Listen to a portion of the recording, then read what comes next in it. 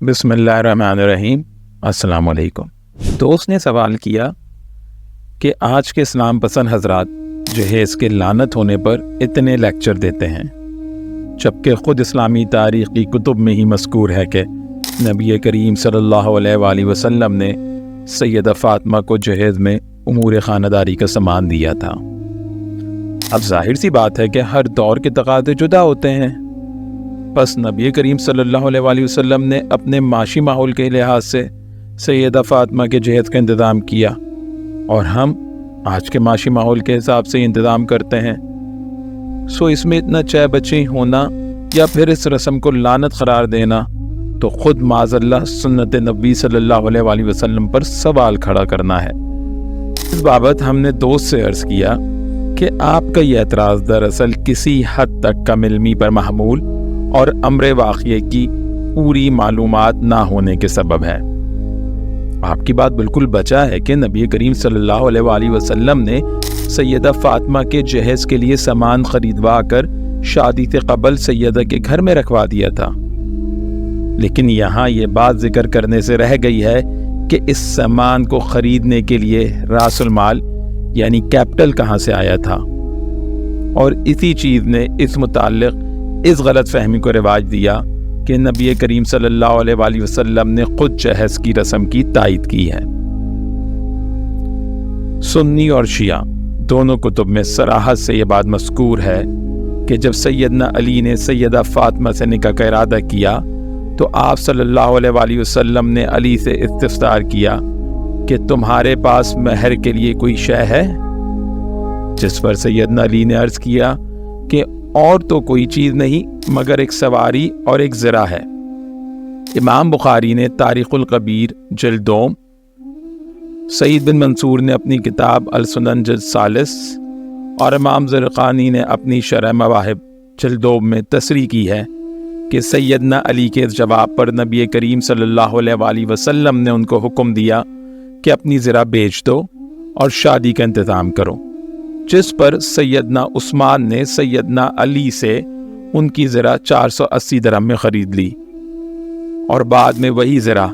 سیدنا علی کو یہ کہہ کر تحفتاً ہدیہ کر دی کہ رقم کی ادائیگی کے بعد میں اس زرہ کا مالک ہوں، سو اس استحقاق سے میں یہ آپ کو تحفتاً دیتا ہوں۔ سیدنا علی نے زرہ اور 480 درہم دونوں نبی کریم صلی اللہ علیہ وآلہ وسلم کی خدمت میں لا کر پیش کر دیے اور پورا واقعہ کہہ سنایا۔ اس پر آپ صلی اللہ علیہ وآلہ وسلم سیدنا عثمان کے حق میں دیر تک دعائیں فرماتے رہے۔ اس کے بعد آپ صلی اللہ علیہ وآلہ وسلم نے کچھ دراہم سیدنا بلال کو دیے کہ جا کر سیدہ فاطمہ کے لیے خوشبو لے کر آئیں، اور ساتھ ہی کچھ مال سیدنا ابوبکر صدیق کو دیا کہ سیدنا عمار بن یاسر کے ساتھ جا کر سیدہ کے گھر کے لیے کچھ چیزیں خرید لائیں۔ مسند احمد اور طبقات ابن سعد کی روایت کے مطابق سیدنا علی کی زرہ بیچ کر آئے ہوئے اس مال میں سے آپ صلی اللہ علیہ وآلہ وسلم کے حکم پر جو جہیز خرید کر سیدنا علی کے گھر پہنچایا گیا، اس میں ایک چارپائی، ایک بڑی چادر، چمڑے کا ایک تکیہ، ایک مشکیزہ، پانی کے 2 گھڑے اور آٹا پیسنے کی ایک چکی شامل تھی۔ الغرض نبی کریم صلی اللہ علیہ وآلہ وسلم نے سیدہ فاطمہ کو جہیز کے طور پر جو سامان دیا وہ نبی کریم صلی اللہ علیہ وآلہ وسلم کے مال میں سے نہیں بلکہ سیدنا علی کے مال سے خریدا گیا تھا، جو انہوں نے اپنی زرہ بیچ کر کمایا تھا۔ بس یہ کہنا تو کسی طور سے مناسب نہیں ہوگا کہ جہیز کی رسم خود نبی کریم صلی اللہ علیہ وآلہ وسلم کی سنت سے ثابت ہے، بلکہ ان تفصیلات سے تو یہی ثابت ہوتا ہے کہ لڑکا اپنے گھر کا سامان خود خریدے اور سسرال والوں سے اس کا متمنی نہ ہو۔ یہاں اس بات کا ذکر بھی مناسب رہے گا کہ بعض احباب سیدنا علی و فاطمہ کو شادی کے موقع پر نبی کریم صلی اللہ علیہ وآلہ وسلم کی طرف سے دیے گئے مکان کی بابت بھی جہیز پر دلیل لاتے ہیں کہ اگر آج ہم اپنی بیٹی اور داماد کو جہیز کے نام سے گاڑی یا مکان دیتے ہیں تو یہ بھی بات سنت نبی صلی اللہ علیہ وآلہ وسلم سے ہی ثابت ہے۔ دیکھیے، یہ بات درست ہے کہ طبقات ابن سعد جلد 8 تحت ذکر سیدہ فاطمہ اور الاصابہ جلد 4 تحت ترجمہ فاطمہ میں تصریح ہے کہ نبی کریم صلی اللہ علیہ وآلہ وسلم نے سیدنا حارثہ بن نعمان کا ایک مکان اس نئے جوڑے کو سکونت کے لیے مہیا کیا تھا، جو کہ خود سیدنا حارثہ بن نعمان نے بہت اصرار کر کے نبی کریم صلی اللہ علیہ وسلم کو یہ کہتے ہوئے دیا تھا کہ یا رسول اللہ، میں اور میرا مال اللہ اور اس کے رسول کے لیے حاضر ہے، جو مکان آپ مجھ سے حاصل فرمائیں گے وہ میرے لیے اس مکان سے زیادہ پسندیدہ ہوگا جو آپ صلی اللہ علیہ وآلہ وسلم میرے لیے چھوڑیں گے۔ آپ صلی اللہ علیہ وآلہ وسلم نے وہ مکان قبول فرماتے ہوئے سیدنا نعمان بن حارثہ کے لیے دعائے خیر کے الفاظ ادا فرمائے۔ اس کے بعد ابن ماجہ کتاب النکاح کی روایت میں آتا ہے کہ آپ صلی اللہ علیہ وآلہ وسلم نے سیدہ عائشہ اور سیدہ ام سلمہ کو حکم دیا کہ اس مکان کو فاطمہ کی رخصتی کے لیے تیار کر دو۔ سیدہ عائشہ فرماتی ہیں کہ نبی کریم صلی اللہ علیہ وآلہ وسلم کے فرمان کے مطابق ہم نے اس کام کی تیاری شروع کی اور وادی بطحہ سے اچھی قسم کی مٹی منگوا کر اس مکان کو لیپا اور صفائی کی۔ پھر ہم نے اپنے ہاتھوں سے کھجور کی چھال درست کر کے 2 گدے تیار کیے اور کھانا بنایا اور پینے کے لیے شیریں پانی مہیا کیا۔ پھر اس مکان کے ایک کونے میں ایک لکڑی گاڑ دی تاکہ اس پر کپڑے اور مشکیزہ لٹکایا جا سکے، اور فاطمہ کی شادی سے بہتر ہم نے کوئی شادی نہیں دیکھی۔ اس واقعے سے مروجہ جہیز پر دلالت کرنے والے اصحاب اس واقعاتی پس منظر کو نظر انداز کر دیتے ہیں جس کے پس منظر میں یہ وقوع ہوا تھا،